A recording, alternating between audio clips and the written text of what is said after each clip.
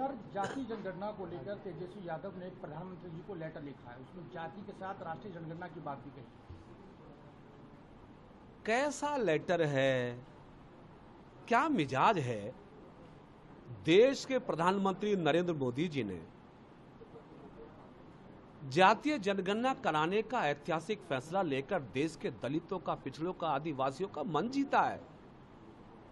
पूरे हिंदुस्तान में पिछड़ों के लोगों में खुशी और जश्न का माहौल है।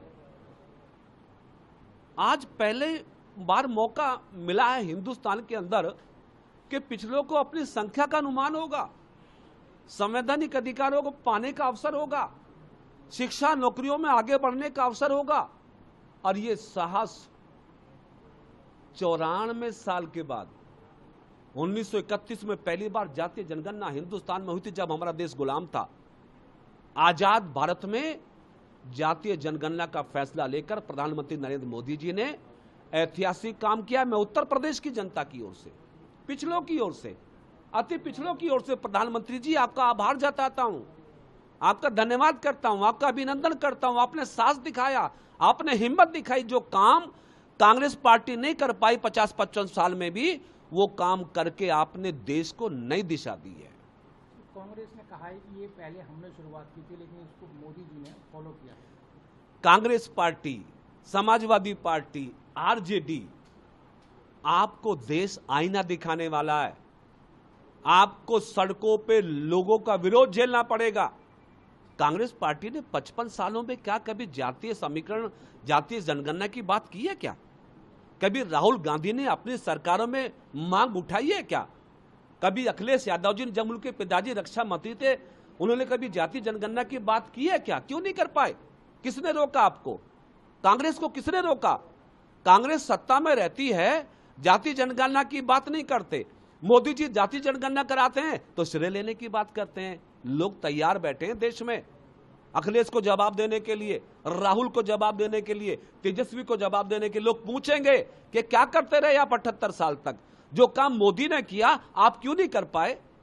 तो ये जवाब इनको देना पड़ेगा। और देश की जनता, खासतौर से उत्तर प्रदेश में हमने फैसला ले लिया है कि हम उत्तर प्रदेश के सब जिलों में जाएंगे, सारे मंडलों में जाएंगे, सारे क्षेत्रों में जाएंगे, मोदी जी का आभार व्यक्त करेंगे, जश्न मनाएंगे, ढोल बजाएंगे, बैंड बजाएंगे और साथ के साथ कांग्रेस समाजवादी पार्टी की पोल भी खोलेंगे।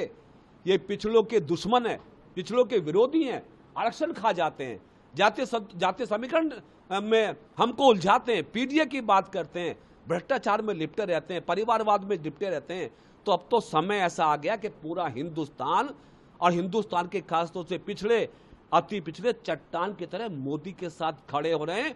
आने वाले वक्त में कांग्रेस को, सपा को, आरजेडी को जमानतें बचाना भारी पड़ेगी। बिहार में चुनाव है, उसी को लेकर ही जातीय जनगणना का फैसला है, राजनीतिक स्टंट तो नहीं है साहब? बिहार में चुनाव है, बिहार के अलावा हिंदुस्तान में और भी 35 राज्य हैं ना।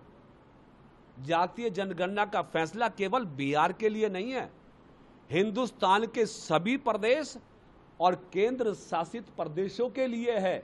मोदी जी कोई फैसला लेते हैं तो वोट के लिए नहीं लेते, वो देश के लिए लेते हैं, सामाजिक न्याय के लिए लेते हैं। हाँ, कुछ कांग्रेस पार्टी के लोग, कुछ आरजेडी के लोग बिहार के चुनाव से जोड़ के देख रहे हैं इसको, ये उनका मिजाज है।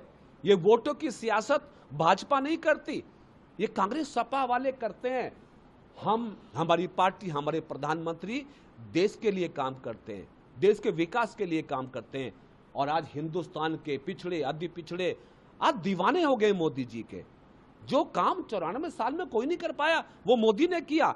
इसलिए इसका संबंध बिहार से नहीं है, इसका संबंध हिंदुस्तान की 140 करोड़ जनता से है ना। पंजाब के पूर्व मुख्यमंत्री चरणजीत चन्नी ने कहा है कि सर्जिकल स्ट्राइक कहां है, कई बार सवाल किया, आज तक दिखाई नहीं दिया।